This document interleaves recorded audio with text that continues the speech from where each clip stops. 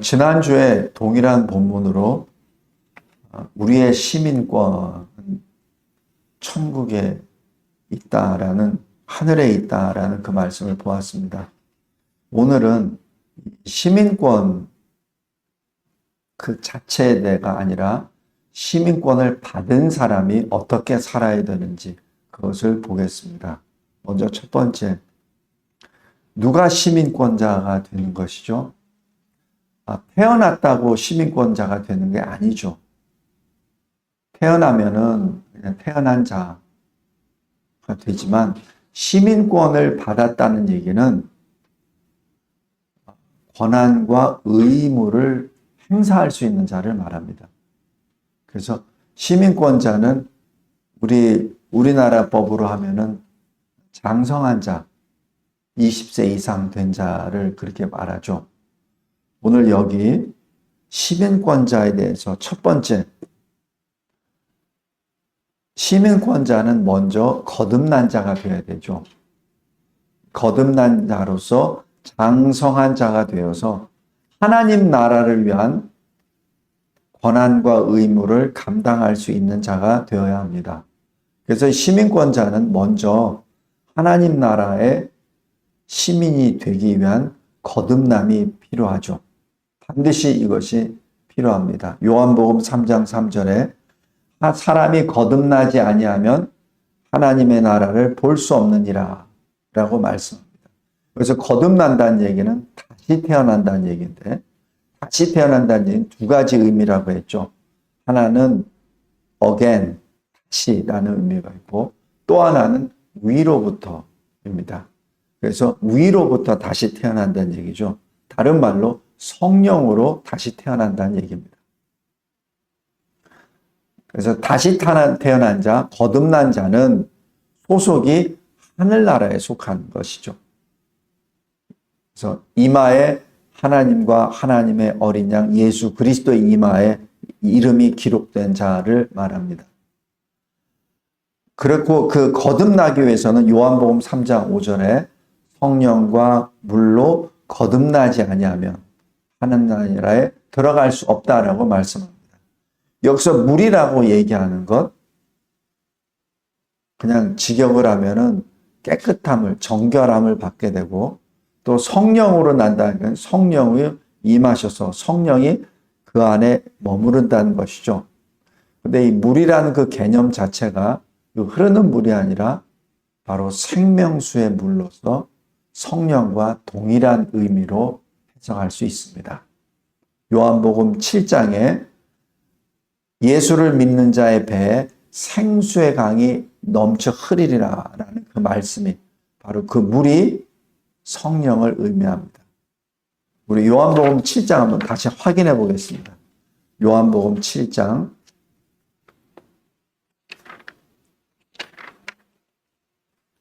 요한복음 7장 37절 보면 명절 끝날 곧 큰 날에 예수께서 서서 외쳐 이르시되 누구든지 목마르거든 내게로 와서 마시라. 나를 믿는 자는 성경의 이름과 같이 그 배에서 생수의 강이 흘러나오리라 하시니 39절 이는 그를 믿는 자들이 받을 성령을 가리켜 말씀하신 것이라 라고 기록합니다. 그래서 여기서 말하는 생명수 강물이란 성령을 말합니다. 그래서 예수를 믿는 자는 그 성령이 넘쳐 흐른다는 얘기죠.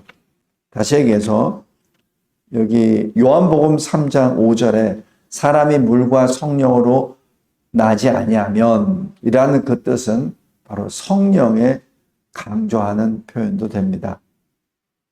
다음에 두 번째, 하나님 나라의 시민권자는 하나님의 뜻에 따라 주 예수 그리스도께로 나옵니다. 어떻게 나오죠? 나오기 위해서는 자기 발이 걸어 나와야 되잖아요. 그 발은 바로 요한복음 6장 39절에 나를 보내신 이의 뜻은 내게 주신 자 중에 내가 하나도 잃어버리지 아니하고 마지막 날에 다시 살리는 이것이니라 라고 그렇게 말합니다. 그 말씀을 요한복음 6장 44절에 다시 강조해서 말씀합니다.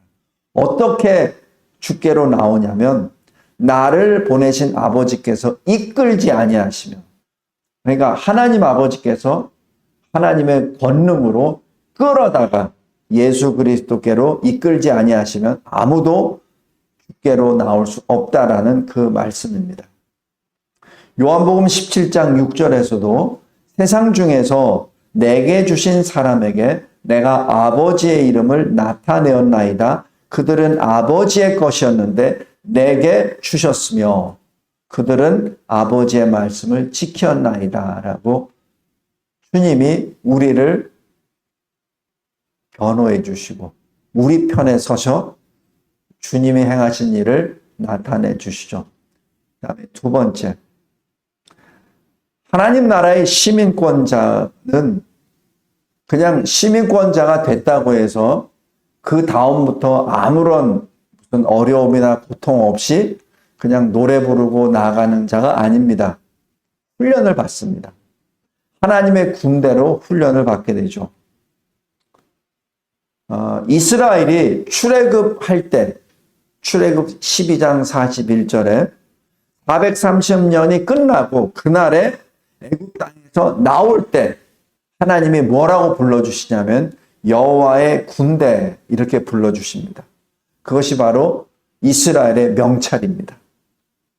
우리가 예수 그리스도를 믿고 하나님의 아들, 자녀가 되었다는 것이 바로 명찰이죠. 이것은 우리의 공로가 전혀 없죠. 하나님이 우리를 택하여 주시고 우리를 이끌어내 주신다는 것입니다. 그것이 로마서 1장 17절에 하나님의 의가 나타나서 믿음으로 믿음에 이르게 하나니라고 합니다. 그 앞에 믿음이 하나님의 의입니다. 뒤에 믿음이 우리가 은혜의 선물로 받은 그 믿음이죠. 그래서 하나님의 신실함을 통해서 우리가 받는 것이 바로 믿음입니다. 그래서 오직 의인은 믿음으로 말미암아 살리라는 것이 하나님의 신실하심으로 인한 은혜의 선물, 믿음으로 우리가 거듭난다는 것을 의미합니다. 다시 얘기해서 우리가 하늘나라의 천국의 시민권자가 되기 위해서는 먼저 하나님의 군대라는 이름을 받아야 되죠. 하나님의 아들에 속한 것, 바로 그리스도의 것, 크리스찬, 그리스도인이라는 이름을 받아야 됩니다. 그 이름을 받은 걸로 끝난 것이 아니에요. 이스라엘이 430년 동안 노예로 살다가 애굽으로부터 나왔다고 해서 하나님의 군대가 그냥 된 게 아닙니다.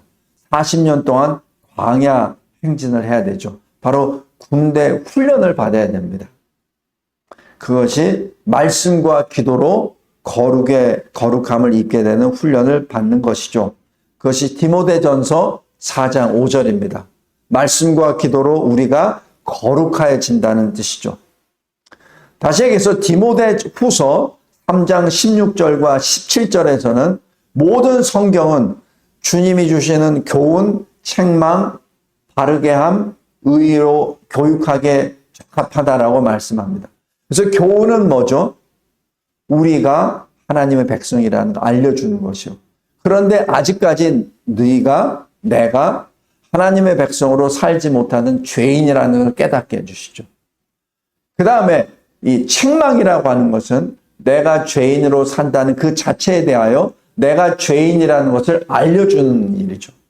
그 다음에 이 바르게 함이 뭡니까? 그럼 내가 죄인 됐으면 어떻게 해야 내가 구원을 받는다는 것을 알려주는 것이죠. 그게 바르게 함이죠.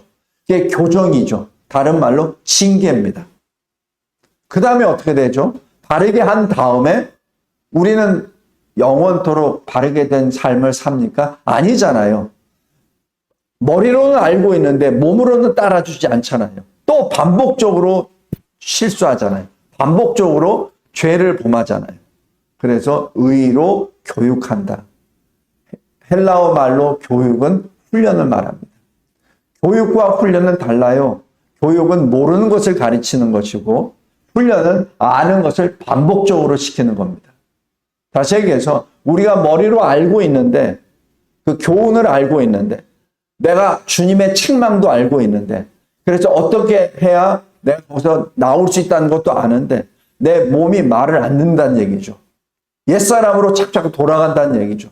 그래서 의로 훈련을 계속하는 것이죠. 여기에 쓰이는 것이, 이것을 위하여 기록된 것이 성경입니다. 근데 왜 성경이 기록되어 있습니까? 17절에 잘 보세요. 이는 하나님의 사람으로 온전하게 하며 모든 선한 일을 행할 능력을 갖추게 하려 합니다. 하나님의 사람으로 자격을 주시고 그리고 그 자격대로 행할 능력을 주시기 위한 것이죠. 그래서 말씀과 기도로 거룩하여 함을 된다는 것은 바로 하나님의 이 뜻을 통해서 말씀을 받고 그 말씀을 가지고 기도할 때 거룩한 주의 백성이 된다는 뜻입니다.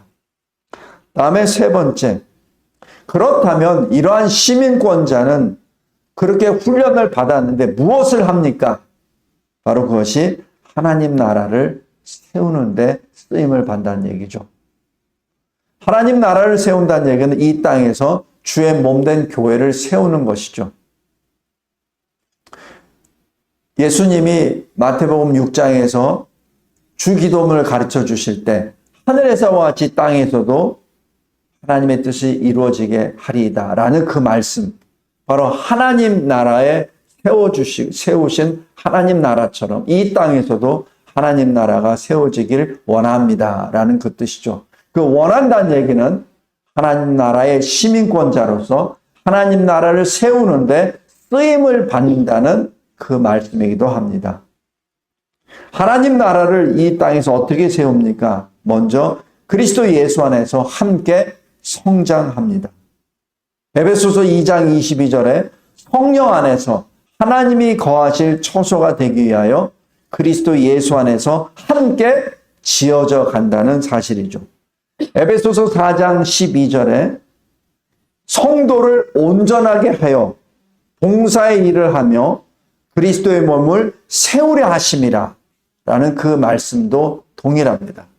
그래서 이 교회를 그냥 와서 구경하는 것이 아니라 교회를 세우는 것이 하나님 나라 시민권자의 사명입니다. 에베소서 4장 16절에 이렇게 기록합니다. 온 몸이 각 마디를 통하여 도움을 받음으로 연결되고 결합되어 각 지체의 분량대로 역사하여 그 몸을 자라게 하며 사랑 안에서 스스로 세우느니라. 이것이 바로 교회입니다. 교회는 하나님의 사람들이 모여서 주님의 몸된 교회를 세우는 것이죠. 성도 여러분, 제가 몇 번 말씀드렸는데 교회는 조직체가 아니라 유기체입니다. 조직체는 마치 자동차 부품 같아서 어디가 고장나면은 그 고장낸 것을 떼내고 그 부품을 끼면 돌아갑니다. 거기에는 고통도 없어요. 그냥 있는 거 갖다 끼면 됩니다. 그리고 거기에 있는 그 고장난 부품은 버리면 돼요. 그러면 돌아갑니다. 그러나 유기체는 그렇게 안 됩니다. 예를 들어서 우리가 이 오른팔이 아프다 그래서 오른팔을 자르고 다른 팔을 대체할 수는 없습니다. 내 심장이 안 좋다고 해서 내 심장을 떼내고 다른 심장을 낄 수는 없어요. 물론 요즘은 수술들이 막 발달해서 그렇게 될 수 있지만 바로 유기체가 바로 그렇습니다. 우리는 내가 눈이 한쪽이 지금 여기가 멍이 들고 아니면 전염이 됐다고 해서 눈을 뺄 수는 없는 거예요. 그럴 수는 없습니다. 그죠? 목이 아프다고 해서 목을 자를 수는 없잖아요. 그게 유기체입니다. 그래서 이 교회의 몸이란 그런 성질입니다. 함께 성장하는 것이죠. 함께 성장하는 것. 두 번째로 이 모든 일은 함께 성장한다는 그 자체는 우리가 하는 게 아니에요. 하나님의 역사입니다. 마가복음 4장 26절, 27절에 정확히 이렇게 표현합니다. 사람이 씨를 땅에 뿌리고 밤낮 자고 깨고 합니다. 그 중에 씨가 나서 자라게 되는데 어떻게 자라는지 모른다라고 기록합니다. 그겁니다. 우리는 잘 알 수 없어요. 그것이 하나님 나라입니다. 만약에 우리가 그것을 정확히 알 수 있다면 우리가 마음대로 교회를 막 세우기도 하고 무너뜨리기도 하겠죠. 근데 교회는 그렇게 되는 게 아닙니다. 고린도전서 1장 6절에 바울이 고백합니다. 나는 심었고 아볼로는 물을 주었고 자라게 하시는 분은 하나님이시다. 이렇게 말씀하시죠. 그것이 교회입니다. 특별히 마지막 때 교회에 대해서 분명히 정립을 잘 해놔야 됩니다. 내가 어떤 그 투자를 잘해서, 내가 어떤 그 설교를 잘해서, 아니면 내가 뭘 어떻게 누구의 도움을 잘 받아서 교회가 이렇게 부흥됐습니다. 이렇게 커졌습니다. 그건 착각입니다. 착각입니다. 교회는 하나님이 하시는 일입니다. 그래서 결코 누구도 교회 앞에서 자기 자신의 이름을 내세울 수 없습니다. 그 다음 장, 이제 증인들을 보겠습니다. 여기 오늘 빌립보서 3장 17절 말씀을 잘 보세요. 형제들아, 너희는 함께 나를 본받으라. 그리고 너희가 우리를 본받은 것처럼 그와 같이 행하는 자들을 눈여겨보라. 그와 같이 행하는 자가 누구죠? 증인들입니다. 그 증인들을 잠깐 보겠습니다. 먼저 에녹입니다. 에녹은 아담의 7대 손입니다. 65세부터 365세까지 300년 동안 하나님과 동행한 자입니다. 하나님을 기쁘시게 하는 자라고 히브리서 11장에 그렇게 기록되어 있습니다. 그런데 여기서 죽음을 보지 아니하고 하나님이 데려가셨다. 그래서 365세가 됐을 때 사라집니다. 어떻게 사라진지는 모릅니다. 일반적인 거로는 사람은 죽어야 되죠. 육신이 흙으로 돌아가야 됩니다. 그런데 에녹은 육신이 사라졌습니다. 그래서 하나님이 데려가셨다. 이렇게 기록을 합니다. 세상에 있지 않다라고 창세기 5장과 히브리서 11장에 그렇게 기록합니다. 그런데 여기서 하나님과 동행한다, 하나님을 기쁘시게 한다 라는 것이 도대체 무엇입니까? 누가 하나님과 동행하는 사람이죠? 하나님과 같이 옆에 같이 걸어다니는 사람입니까? 누가 그러면 하나님을 기쁘시게 합니까? 누가 하나님과 같이 걸어갑니까? 그 뜻은 그냥 하나님이 걸어가신 대로 넋놓고 걸어간다는 뜻이 아니라 하나님의 마음에 맞도록 내가 하나님의 일을 감당하는 것이죠. 내가 몸뚱이는 가는데 하나님의 뜻과 전혀 상관없이 한다면 그건 하나님과 동행하는 거 아닙니다. 우리 어떤 친구와 같이 어디를 향하여 갑니다. 근데 거기 가서 예를 들어서 그곳에서 어떤 열매를 취하기 위하여 간다고 예를 들어 봅시다. 근데 이 친구는 그 열매를 딸 생각이 전혀 없어요. 저는 그 열매를 따야만 합니다. 만약에 두 마음으로 같은 길을 갔다면 그것이 동행하는 길이겠습니까? 전혀 아니죠. 몸뚱이만 같다고 해서 가는 게 아닙니다. 동행하는 자는 마음이 같아야 되죠.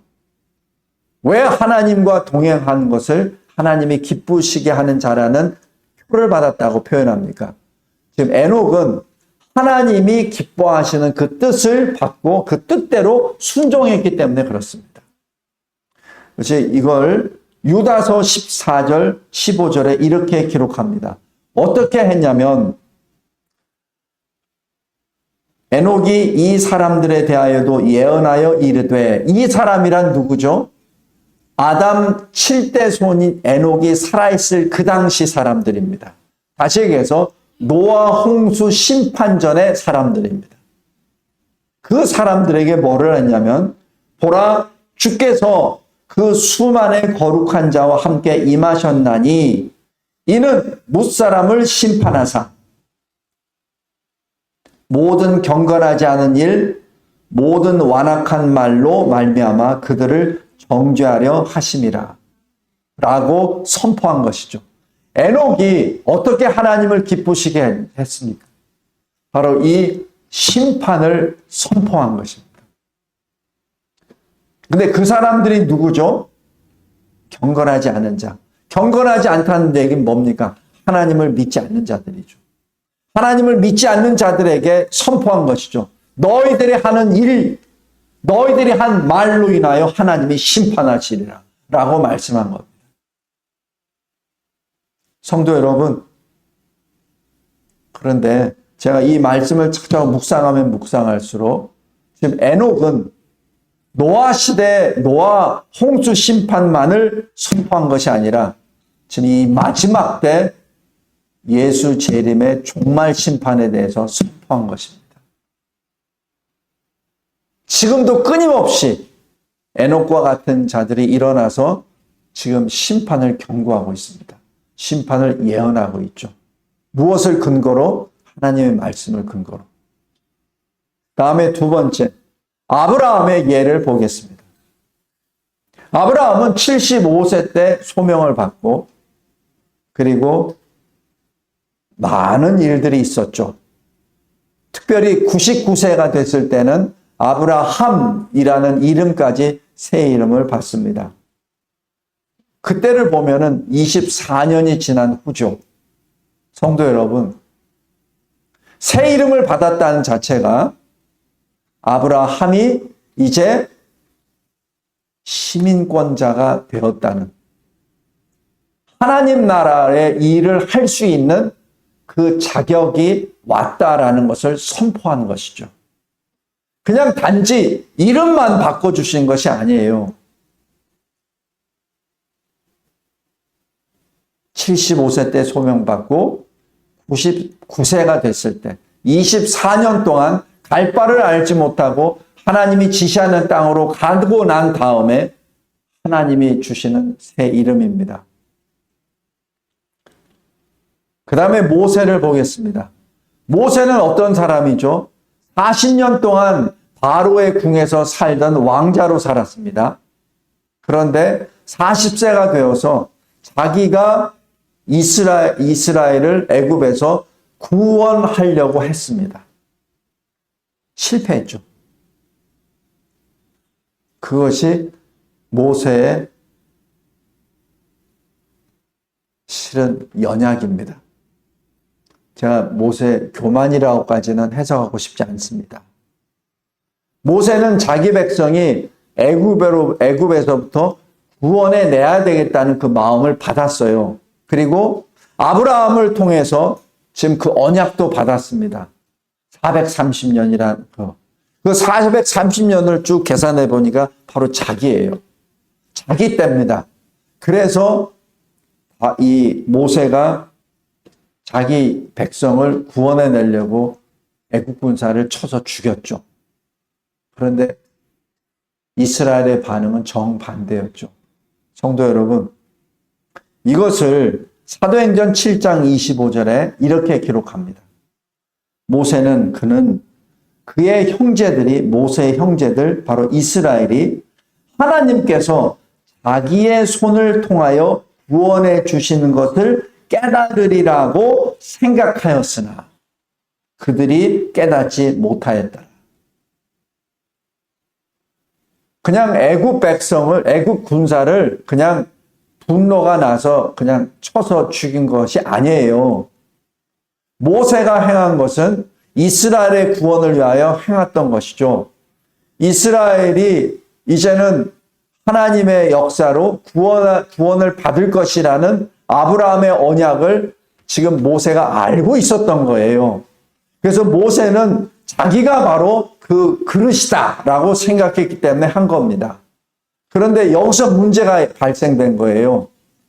하나님의 때가 아닌데, 하나님의 방법이 아닌데, 그냥 그 하나님의 말씀만을 받고 시행한 것이죠. 그것이 잘못된 겁니다. 성도 여러분, 하나님 나라의 일은 내가 무엇을 깨달았다고 해서 내가 마음대로 하는 것이 아니에요. 거기는 때와 방법이 있습니다. 모세는 그 때와 방법을 몰랐던 겁니다. 그것을 알 때까지 미디안 광야에서 40년 동안 살게 됩니다. 다시 얘기해서 모세가 하나님으로부터 이 이스라엘의 구원을 위하여 그 불러오신 하나님으로부터 소명과 사명을 받을 때 나이가 80세가 됐을 때가 바로 시민권자가 된 겁니다. 왜냐하면 40세가 됐어도 하나님 나라를 세울 수 있는 아직은 아니라는 얘기입니다. 그래서 하나님께서는 40년 동안 미디안 광야에서 그곳에서 주님의 연단을 받게 하시죠. 그래서 모세야 모세야 불렀을 때 모세가 어떻게 하죠? 내가 여기 있나이다 라고 고백합니다. 그 고백은 아무나 하는 고백이 아닙니다. 우리 사울이 다메섹 도상에서 주님을 만나잖아요. 사울아 사울아 네가 어찌하여 나를 박해하느냐라고 했을 때 사울의 고백이 뭐죠? 주여 누구시옵니까? 이렇게 말합니다. 바로 그 차이예요. 모세가 주여 내가 여기 있나이다 라고 말한 것은 40년 동안 그냥 지나간 40년이 아니라 광야에서 하나님 나라의 시민권자가 되는, 하나님 나라의 군대가 되는, 하나님 나라를 세울 수 있는 역량과 자격을 갖췄다는 것을 의미합니다. 이스라엘을 보겠습니다. 이스라엘은 홍해를 건넌 다음 광야에서 40년을 행진하게 됩니다. 우리 잘 알듯이 1세대, 광야 1세대는 두 사람, 여호수아와 갈렙을 제외하고는 다 광야에서 죽죠. 그러나 제2세대, 다음 세대들이 요단을 건너게 됩니다. 근데 그것을 여기 사도행전에 이렇게 기록합니다. 광야 교회 이렇게 말합니다. 우리 사도행전 7장 한번 보겠습니다. 사도행전 7장 38절.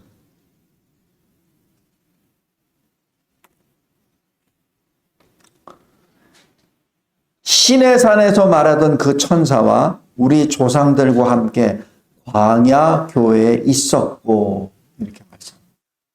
이 광야 교회가 뭐죠? 바로 광야에 있었던 이스라엘 백성들입니다. 근데 왜 교회라고 했을까요? 주님의 말씀으로 구원을 받고 주님의 말씀대로 훈련받고 있는 그 모습이기 때문에 광야 교회라고 말씀하신 것이죠. 성도 여러분, 그 광야 교회가 광야 40년 훈련을 받고 난 다음 요단을 건너게 됩니다. 바로 시민권자가 된 것이죠. 광야 교회, 주의 몸된 교회를 세운다는 것을 의미합니다. 말씀을 맺겠습니다. 여기 빌립보서 3장 17절. 그와 같이 행하는 자들을 눈여겨보라. 바로 주의 증인들을 눈여겨보라는 뜻입니다. 말씀을 맺겠습니다. 하나님 나라의 시민권자는 먼저 하나님의 택하심이 있어야 되죠. 그 택하심에 따라서 거듭나야 됩니다. 택하신 자들은 물과 성령으로 거듭나죠. 그리고 그 거듭난 자들은 하나님이 정하시는 그 기간 동안 하나님의 시민권자로, 하나님의 아들들로 성장, 성숙됩니다. 그것이 광야 훈련 중에 징계요, 연단이요, 그리고 하나님의 군대로 성장해 나아가는 것이죠. 마지막으로 그 성장한 사람은 하나님께서 사명을 주십니다. 모세에게 주셨던 출애굽의 역사, 또 여기 우리가 봤던 에녹에게 주셨던 심판의 예언을 하심으로써 하나님의 백성들이 깨어나서 그 심판에서 구원을 받도록 하시는 그 역사라든지, 아브라함처럼 흩어진 하나님의 백성들 가운데 하나님의 백성들을 모아서 주의 몸된 교회를 세우는 그런 일들을 하게 되죠. 성도 여러분, 오늘 빌립보서 3장 17절부터 21절까지 말씀을 통해서 하나님 나라, 천국의 시민권자, 단지 그냥 머리에, 이마에 하나님 아버지와 어린 양 예수 그리스도의 이름만이 새겨진 자가 아니라 하나님이 명령하신 하나님 나라를 세울 수 있는 하나님 나라의 군대, 하나님 나라 천국의 시민권자, 권리와 의무를 행할 수 있는 자, 그리하여 하나님 나라를 기업으로 주님으로부터 받을 수 있는 그러한 저와 여러분이 되시기를 예수 그리스도의 이름으로 기도합니다. 감사하고 감사합니다. 하나님께서 저희들에게 주신 이 위대하신 이 말씀, 거룩하신 이 말씀을 통해서 늘 하나님 나라를 바라보며 나아가되, 주님, 하나님 나라를 맡기신 그 하나님을 집중하여 보고 그 주 예수 그리스도 안에서 주님이 주시는 그 말씀에 늘 사모하며 주님의 영광의 얼굴을 바라보며 나아가는 우리 모두가 되게 하옵소서. 예수 그리스도의 이름으로 기도드리옵나이다. 아멘.